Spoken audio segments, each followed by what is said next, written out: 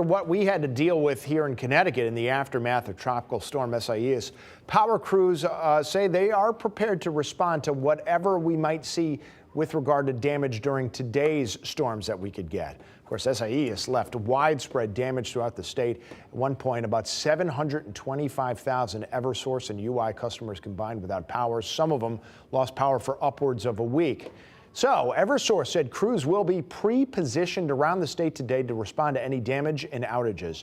Eversource also said its warehouses have been replenished with supplies since SES, so crews will have the things they need ahead of today's potential severe weather. Speaking of today, Eversource and United Illuminating executives are set to address their response to that storm. Fox 61's Lisette Nunez is live in Berlin with more on what exactly is expected to be discussed at today's Energy and Technology Committee hearing. Good morning.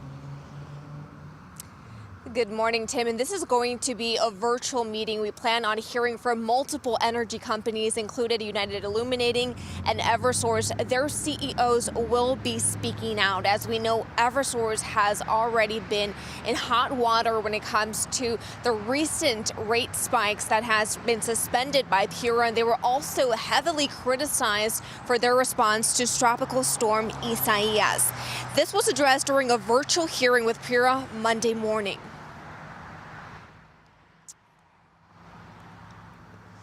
And for tinkering is over. We need to think big about becoming smaller, more responsive, and smarter in the way we do public utilities and deliver power to the consumers of Connecticut. And that was U.S. Senator Richard Blumenthal, just one of many lawmakers who spoke out during that hearing. Lawmakers from the Energy and Technology Committee have proposed a bipartisan bill that, if passed, would hold utility companies more accountable. It's called the Take Back Our Grid Act.